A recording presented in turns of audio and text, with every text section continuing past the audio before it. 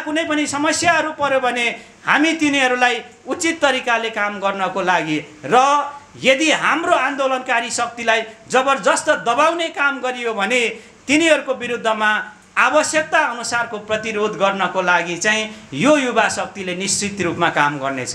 अहिले पहिचानवादी सलाम गर्न चाहन्छु।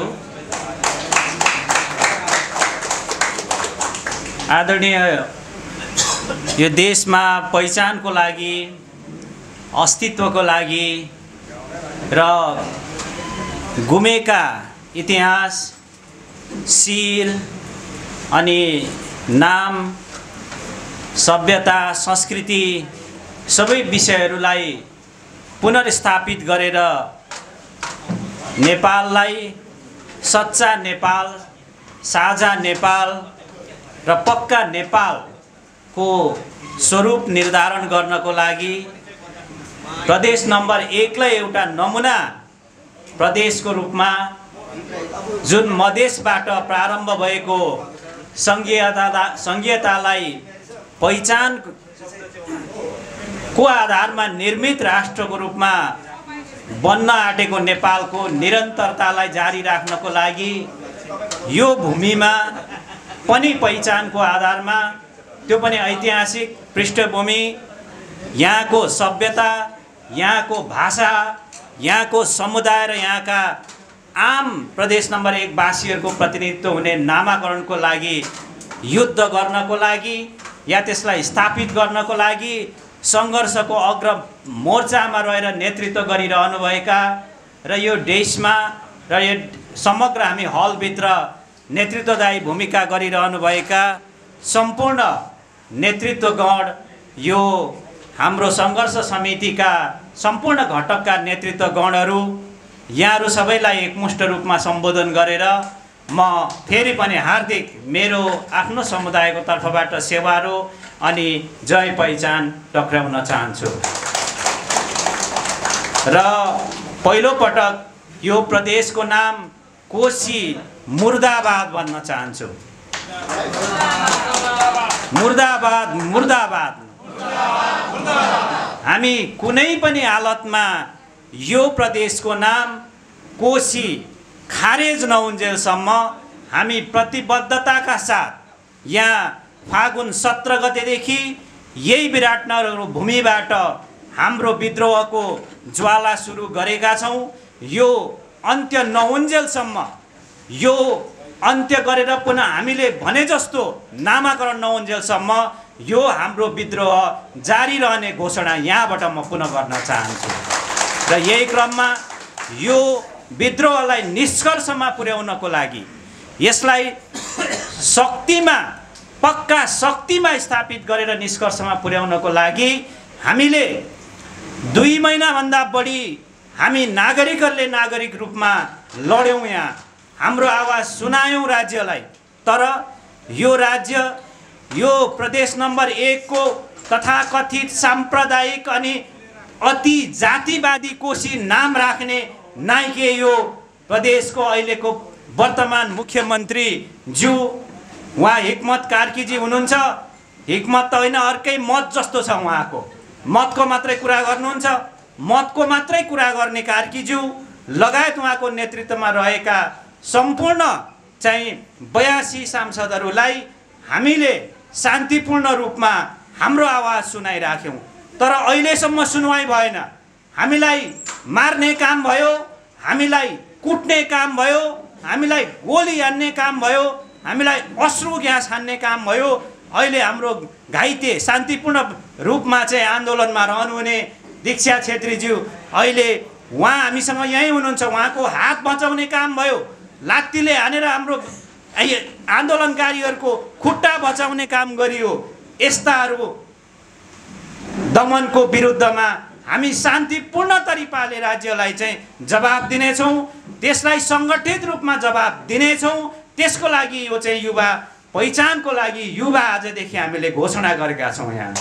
र यो घोषणा त्यो बेलासम्म यो जारी रहन्छ जुन दिनसम्म यो सभ्यतामा रहेको किराँत सभ्यता, यहाँ रहेको किराँत इतिहास, यहाँ रहेको लिम्बुवान सभ्यता, यहाँ रहेको लिम्बुवान इतिहास त्यो सँगसँगै यहाँ चाहिँ थुप्रै पहिचानका विषयहरू शेर्पालुङ कोचिला लगायत चाहिँ यहाँ चाहिँ होलो किराँत जस्ता थुप्रै हाम्रा चाहिँ पहिचानका विषयहरू छन्।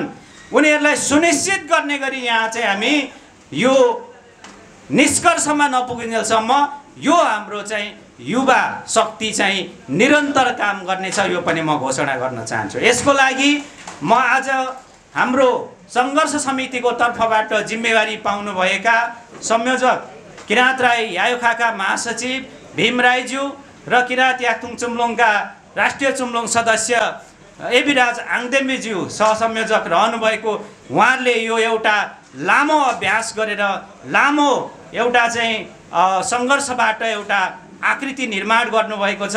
त्यो कुरा म सुरुमा वाचन गरेर गर्न चाहन्छु। यसमा सुरुको केन्द्रीय समितिमा रहनुभएका अहिलेसम्म आएका नामहरू म वाचन गर्न चाहन्छु। 1 नम्बरमा भीम राई, 2 नम्बरमा भीम राई किराँत राई यायुखा महासचिव हुनुहुन्छ। त्यस्तै गरी विराज लिम्बू, उहाँ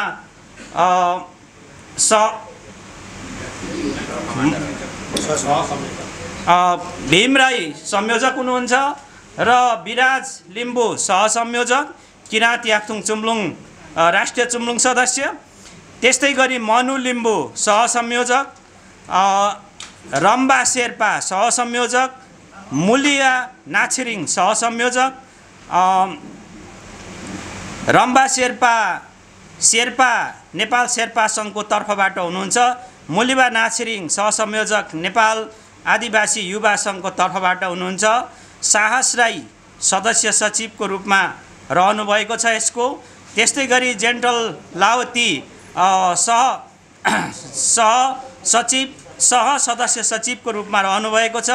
क्षितिज लावती कोषाध्यक्ष। त्यस्तै गरी धम्बा तामाङ सचिवालय सदस्य, राजेन्द्र लिम्बू सचिवालय सदस्य, श्री लिम्बू सचिवालय सदस्य, मौसम लिम्बू सचिवालय सदस्य, गणेश मिबक सचिवालय सदस्य, तेन्दङ किराँत सचिवालय सदस्य, हेमराज राई सचिवालय सदस्य, रामप्रसाद राई सचिवालय सदस्य, विनोद तामादेन सचिवालय सदस्य, सुबिन्द्र थेगुवा सचिवालय सदस्य, नरेश विश्वकर्मा शिल्पी सचिवालय सदस्य, यति रहनुभएको छ। यसबाहेक विभिन्न यो हामीसँग भएका घटकहरूबाट जम्मा 151 को सदस्यता छ।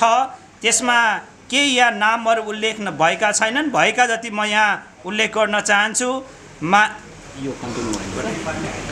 माया राई, विष्णु राई, कुन्ता राई, वन्दना राई, उहाँहरू सबै केन्द्रीय टिमका अब केन्द्रीय सदस्यको रूपमा बुझ्दा भयो रहनुहुनेछ। शशि राई, अर्जुन राई, शक्ति राई, प्रताप राई, माइतराज राई, विमला राई, नितेश राई, राजु के राई, ज्ञानबहादुर राई, तेजकुमार राई, अथक राई, निरण राई, सन्देश राई, भूमि सुबेदार, अनुप राई, दिपेन्द्र राई, हेम राई, नगेश राई, सुरज राई, बालकुमार राई, त्यस्तै गरी रोशन राई, सुमन याखा, देवान राई, सङ्घर्ष राई, विश्वनाथ राई, मविन्द्र आङबोहाङ, योगेन्द्र मिबक, सेस्याङ योङहाङ, दिपेश तुम्बा, चन्द्र पोखरेल, पुरन चेम्जोङ, विकास लिम्बू, वीरपन थेगिम, सुबिन्द्र थेगुवा, ऋतुराज थेगुवा, ज्ञान किराँती, युवराज राई, सरोज राई, जनु राई, जितराज राई, जीवन राई, रामप्रसाद राई, आरसी कोयु, राजेन्द्र खापुङ, मानध्वज सम्बाम्फे, दिलकुमार पन्दाक, मित्र राई, शान्त राई, प्रताप राई, राजकुमार राई, श्री सुब्बा, टाइसन केरुङ, देवमान लिम्बू, शर्मिला आङदेम्बे, कोपिला लावती, रोशन लावती, एसा सुनवार, निर्मल राई, विक्रम लिम्बू, श्री लिङखिम, सागरजङ चेम्जोङ, नवराज किराँती, अरविन्द मण्डल, अर्जुन राई, निशा किराँती, सुशील यादव, महेश यादव गरेर अहिले यहाँ नामाकरण उपलब्धहरू यति छ।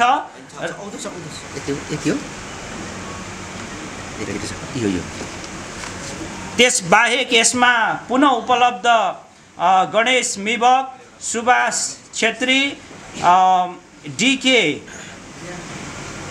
ऋषिदेव, राजकिशोर ऋषिदेव, राजु लिम्बू, हेम राई, राजन लिम्बू, कविन साम्बा लिम्बू, जितेन लिम्बू, सुरेन पन्दाक यति अहिले रहेको छ।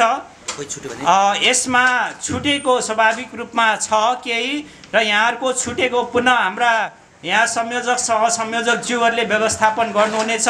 नाम टिपाउनु हुन अनुरोध गर्दछु र बाँकी सङ्गठनहरूले उहाँहरूले पहिले नै जानकारी दिनुभएअनुसार नामहरू उपलब्ध गराउनुहुनेछ। यति कुरा भनेर अन्त्यमा म छोटो फेरि पनि एउटा कुरा राखेर बिदा हुन चाहन्छु।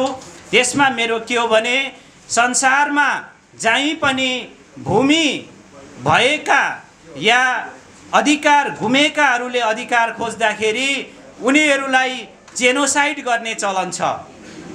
युरोपको इतिहासमा हेरौँ, अमेरिकन इतिहासमा हेरौँ, तपाईको चाहिँ एसियाको विभिन्न ठाउँको इतिहास हेर्दाखेरि पनि केही उदाहरणहरू लिने हो भने हामीले यहुदीहरूलाई तत्कालीन अवस्थामा तपाईको चाहिँ हिटलरले 3 लाखभन्दा बढी समुदायहरूलाई उनीहरूको अधिकार, उनीहरूको भूमि, उनीहरूको के अरे मानव अधिकारसँग वञ्चित गराएर एकै च्यान बनाएको उदाहरणहरू छ। इन्डियाकै मात्र हामीले उदाहरण हेर्ने हो भने हामीले तमिलनाडु माग्दाखेरि एकै ठाउँ 6000-12000 विद्यार्थीहरू त्यहाँकाहरू मारिएका छन्। तपाईको चाहिँ यता आएर नागाल्यान्डको विभिन्न आन्दोलनहरू हेऱ्यौँ भने पनि त्यसरी नै जेनोसाइड गरिएको छ। यसरी विभिन्न चाहिँ काम आन्दोलनको लागि अधिकारको निम्ति लड्ने क्रममा यसरी मारिने काम गर्छ। हामी यसलाई यस्तो खालको क्रियाकलाप नेपालमा नहोस् भन्ने हामी चाहन्छौँ अबको दिनमा र यदि त्यस्तो हुन्छ भने त्यसलाई हामी सङ्गठित रूपमा प्रतिरोध गर्दछौँ। यसको मेसेज यो यही नै हो हामीले दिन खोजेको मेसेज। त्यसको मतलब हामी लड्दैनौँ, हामी हतियार बोकेर बन्दुक बोकेर हिँड्ने होइन, हामी शान्तिपूर्ण तरिकाले गर्छौँ। अहिलेसम्म भएको 2 महिनाको आन्दोलनमा हामीले आन्दोलन सङ्घर्ष समिति मार्फत आन्दोलनहरू गर्दाखेरि हामीलाई दबाउने थुप्रै कामहरू गरियो। त्यसलाई व्यवस्थित गर्नको लागि हाम्रो मान्छेहरू घाइते भयो भने उनीहरूलाई सुनिश्चित गर्नको लागि के अरे सफल तरिकाले उपचार गर्नको लागि, त्यस्तै गरेर यहाँ कुनै पनि समस्याहरू पर्यो भने हामी तिनीहरूलाई उचित तरिकाले काम गर्नको लागि र यदि हाम्रो आन्दोलनकारी शक्तिलाई जबरजस्त दबाउने काम गरियो भने तिनीहरूको विरुद्धमा आवश्यकता अनुसारको प्रतिरोध गर्नको लागि चाहिँ यो युवा शक्तिले निश्चित रूपमा काम गर्नेछ। अहिलेसम्म नेपालको इतिहासमा दोस्रो विश्वयुद्धमा तपाईको चाहिँ 2 लाखदेखि 3 लाख हाम्रा चाहिँ वंशजहरूलाई यो देशबाट युद्ध लड्नको लागि अरूको लागि लड्नको लागि पठाएर मारिएको छ। 3 लाख हाम्रो यो भूमिपुत्रहरूलाई विदेशमा लड्न पठाएर त्यसको रोयल्टी यहाँका चाहिँ शासकहरूले खाएर अहिले त्यही खाएको पैसाले हाम्रो चाहिँ इतिहास र पहिचान नामेट पार्नको लागि यहाँ कोशी नाम राख्नको लागि उद्यत रहेका छन्। यसको हामी प्रतिकार गर्न चाहन्छौँ। हामी भर्खरै नेपालमा 6 अरब एराउन्डको पैसा रोयल्टी नेपालमा आएको छ। त्यो हाम्रा पुर्खा 3 लाख पुर्खाहरूको रगतले साटेको पैसा खाने अनि यहाँबाट हाम्रो पहिचान मेटाउने यस्ता सरकारहरूलाई हामी अब जुनसुकै ठाउँमा संसारभर पनि लडेका छौँ। अब यही हाम्रो भूमिमा पनि लड्नको लागि चाहिँ हामी तयार छौँ। यो सन्देश दिनको लागि चाहिँ हामीले यो काम गरेका छौँ। त्यही कारण हामी श्रृङ्खलाबद्ध रूपमा भन्दै आएका छौँ। मैले योभन्दा 1 वर्ष अगाडि यो ठाउँमा असार 5 गते मैले भनेको थिएँ, यहाँ मुख्यमन्त्रीज्यू तपाईँहरूले यदि हामीले यहाँ 5-10 हजार जनता ल्याएको तपाईँहरूलाई चित्त बुझ्दैन, यसले पत्यार लाग्दैन भने अर्को पटक आउँदा हामी 50,000 लिएर आउँछौँ भने त्यो ल्याइसकेका छौँ हामीले। र त्यस पछाडि हामीले त्यही दिन हाम्रा त्यो मासलाई हाम्रो जनउभारलाई देख्न नसकेर हाम्रो लाजेहाङजीलाई चाहिँ के अरे कुटेर शहीद बनाइएको छ। म उहाँप्रति स्मरण र श्रद्धा व्यक्त गर्न चाहन्छु पनि र सरकारप्रति घोर भर्त्सना पनि गर्न चाहन्छु। र त्यस पछाडि हामीले काठमाडौँमा त्यसको 1 महिना हुँदाखेरि हामीले भनेका छौँ यदि यो हाम्रो माग पुरा नगर्ने हो भने 2007 सालको सशस्त्र जनक्रान्तिलाई नेतृत्व गर्ने जीवी याक्थुङबा रामप्रसाद राईहरू यो भूमिमा जन्माउँछौँ भनेर हामीले घोषणा गरेका छौँ। त्यसको निरन्तरता आज हामीले दिएका छौँ हो कि होइन भन्न साथीहरू? त्यसको निरन्तरता हो। यसको श्रृङ्खला निरन्तर जागेर जानेछ, मर्ने छैन।